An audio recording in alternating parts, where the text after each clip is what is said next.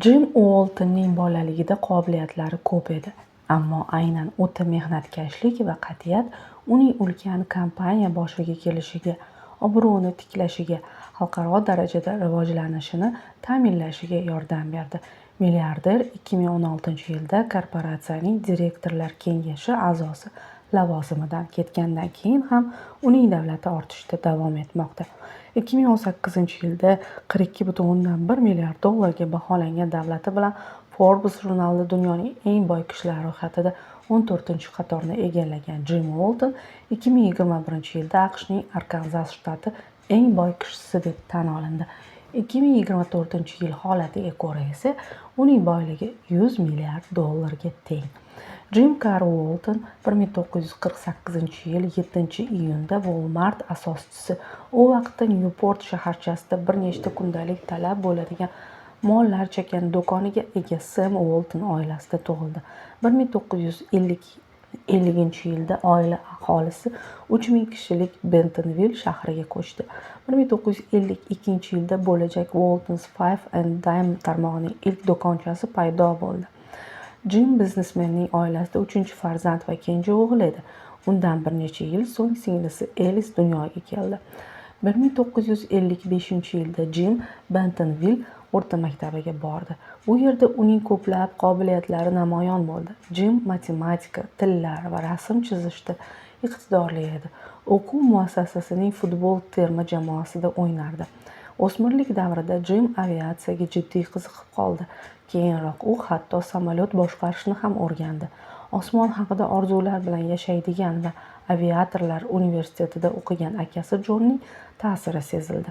2005-yilda Jon boshqarayotgan samolyotining nososligi oqibatida aviahalokatda halok bo'ldi. Jim esa yerga yaqin kasbni tanladi.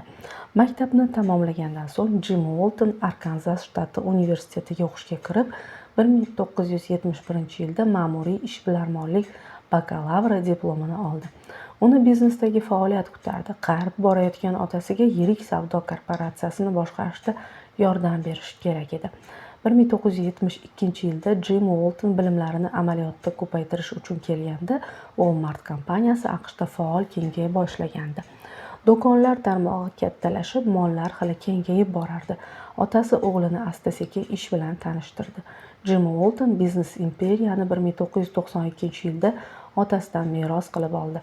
Ko'pchilik shunchaki uning hayotda omadi kelgan deb hisoblasa-da, korporatsiyada avvalgidek saqlash va rivojlanishida yangi yo'nalishni ta'minlash juda katta mehnatni talab qildi. 1992-yilda Sam Uolton vafot etganda biznes imperiya asoschisining merosi rafiqasi va farzandlari Jon, Rob, Jim va Elis o'rtasida taqsimlandi. Avvaliga Walmart kompaniyasi direktorlar kengashi raisi Rob, Jon esa uning direktori bo'ldi. Ammo 2005-yilda katta Uolton halok bo'lgandan so'ng boshqaruv jilovi Jimga o'tdi. AQShdagi eng yirik korporatsiyalardan birining boshqaruvini qo'lga kiritgan Jim Uolton ishni uni globallashtirishdan boshladi. Ko'p o'tmay dunyoning boshqa davlatlarida ham uning bo'limlari paydo bo'lib, turli brendlar ostida ishga tushdi. 1992-yilda matbuotda Walmart mahsulotlaridan birini Xitoydagi qamoqxona korxonasida chiqarishayotgani haqida xabar chiqdi. Garchi bu ma'lumot tasdiqlanmagan bo'lsa-da, korporatsiyaga qarshi norozilik aksiyalari boshlandi. Bu esa Jimni obro'sini tiklash uchun urinishga majbur qildi. Milliarder otasining ishini davom ettirdi. U diversifikatsiya strategiyasi tarafdori edi.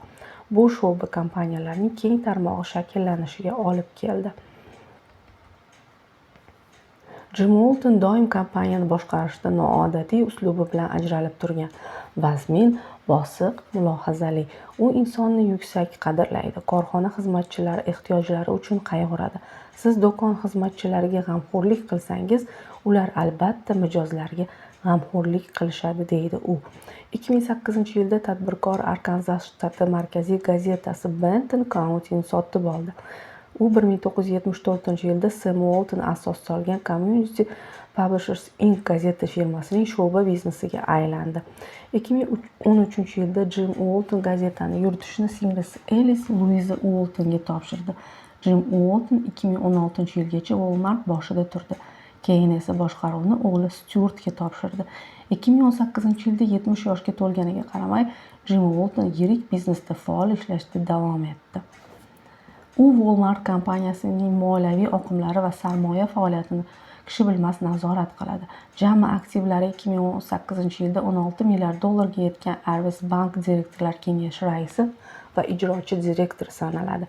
Ma'lumot uchun 2018-yilda Sam Waltonning 3 merosxo'ri Jim, Rob va Elisning umumiy davlati 150 milliard dollarga baholangan. Milliarder rafiqasi Lynn McNabb bilan 4 farzandi, 2 qiz va 2 o'g'lini tarbiyaladi. Kamtarona hayot kechiradi. Bentonvillda korporatsiyaning markaziy ofisidan uncha uzoq bo'lmagan kichik uyda yashaydi. Kiborlar tadbirlarida ko'rinmaydi, yirik janjallarda nomi tilga olinmaydi. Jim Walton ko'p yillardan beri xayriya ishlari bilan shug'ullanadi. San'at va ta'lim loyihalarini qo'llab-quvvatlaydi. U jami 1,7 milliard dollar ehson qilgan.